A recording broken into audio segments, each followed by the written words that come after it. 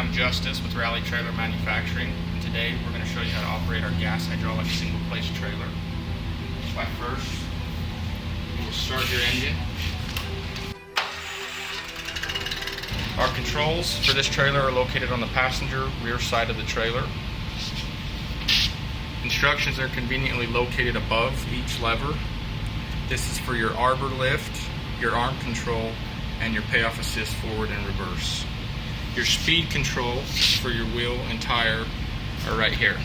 To lift or lower your arbors, first remove arbor locking pin from both sides of the trailer.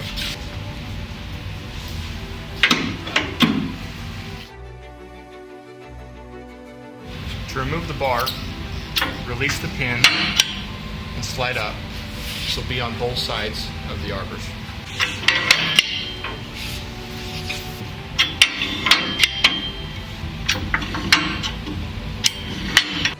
When loading a reel, be sure that both locking pins are engaged before transport.